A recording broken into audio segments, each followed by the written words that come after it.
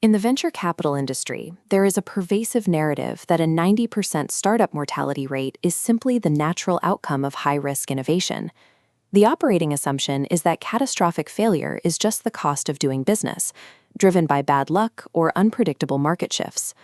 This culture of failure provides a convenient psychological shield. Attributing a company's collapse to macroeconomic trends or poor timing largely absolves the leadership and the investors of responsibility. That in his analysis of the ecosystem, executive and venture capitalist Bernie Bulkin argues that this narrative is a myth. The vast majority of these failures have remarkably little to do with luck. Instead, they result from specific, entirely avoidable operational negligence. Reading individual postmortems from isolated bankruptcies rarely yields actionable intelligence. To actually prevent capital destruction, investors must step back and apply rigorous pattern recognition across the entire ecosystem. Pattern recognition reveals 6 specific vectors of systemic startup failure, the load-bearing nodes that determine commercial survival. Analyzing them requires crossing disciplines, from the hard physics of technology and scale into the behavioral economics of leadership, capitalization, and board dynamics. By replacing the reliance on random chance with structured pattern recognition, founders and venture firms can engineer systemic resilience into the company's operating model before a single dollar is ever deployed. The first point of friction occurs in the transition from isolation to mass production. A prototype working perfectly on a lab bench does not translate linearly to a factory floor. As the scale slider moves right toward commercial viability, the number of operational variables and potential failure points branches out exponentially. Frequently, a process hits a strict bottleneck where the scaling mechanics completely break down. A chemical reaction or a hardware assembly step that takes seconds in a test tube might be unmanageable or financially ruinous at a volume of 10,000 units a day. This introduces the first vector, technology failure. This goes beyond outright fraudulent premises where founders fake data. More commonly, a startup is built on a flawed premise that violates the laws of physics or chemistry at commercial volumes. Preventing this requires hard technical due diligence.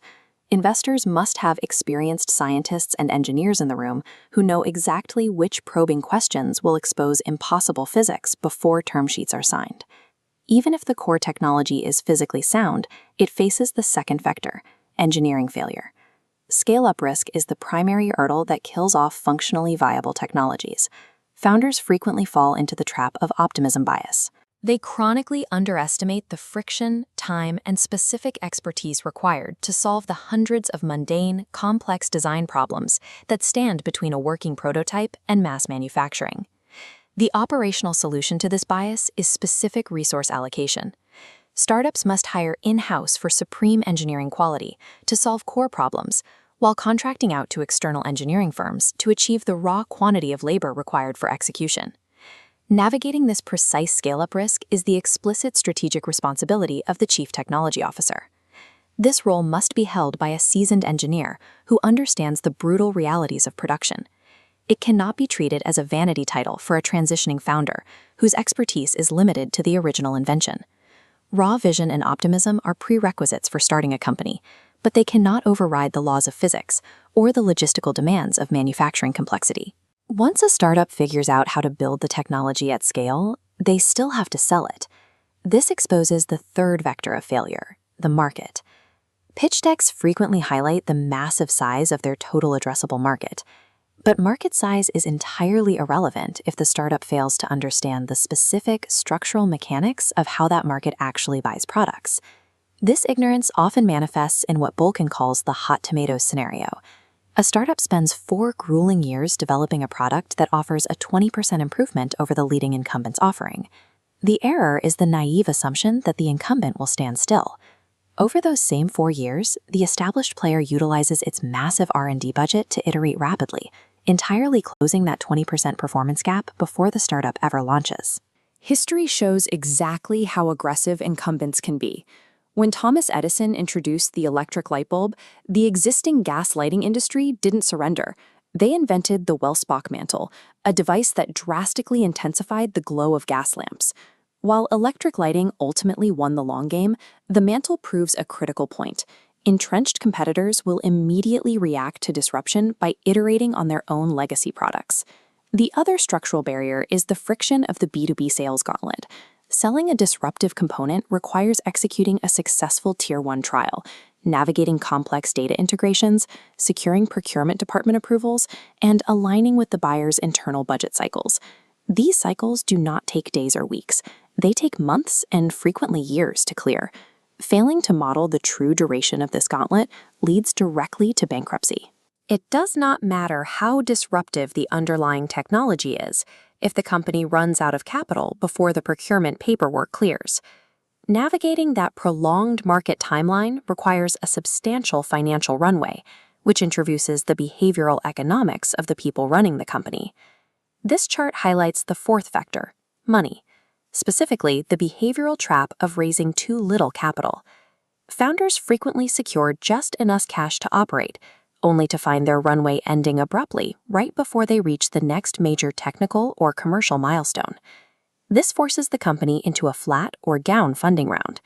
Instead of focusing on commercial growth, management becomes trapped in a desperate cycle of fundraising just to keep the lights on. The psychological driver behind this error is the desire to minimize equity dilution. Founders attempt to retain a large piece of a small pie, rather than taking the necessary capital to scale the business properly.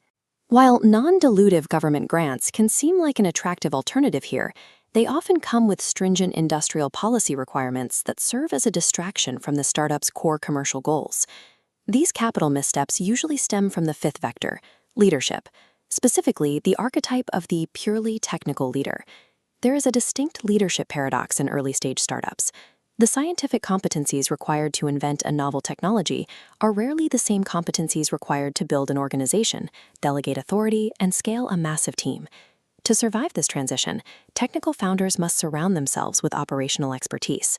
The strict rule for navigating financial complexity is to hire a dedicated chief financial officer the very moment the company can afford one. Finally, these executive decisions are overseen by the sixth vector, the board.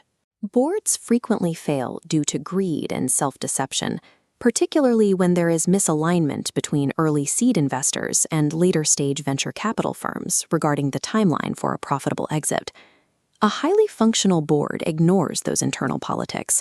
Their true operational duties are strict governance, assessing strategic risk, and providing active, rigorous mentoring to the CEO and CFO. Human infrastructure, capital management, founder self-awareness, and board alignment acts as the ultimate failsafe. Without it, perfectly engineered products will collapse under the weight of poor decision-making. Startup failure is rarely an act of God. It is almost always the result of ignoring peripheral vision and stepping directly into predictable traps. When we map the structural mechanics of technology alongside the behavioral economics of leadership, we construct a heavily reinforced system. The checklist for resilience is entirely actionable. Cultivate brutal self-awareness, analyze market structures, not just size, prioritize engineering quality, maintain deep capital buffers, and mandate strict board alignment. Objectively tracking these 6 vectors provides a reliable set of metrics for a founding team.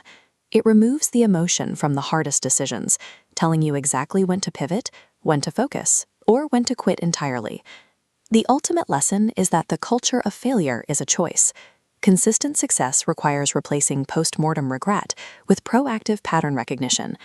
By acknowledging the severe friction of scaling up and checking founder ego at the door, startups can transition from fragile ideas into enduring commercial entities.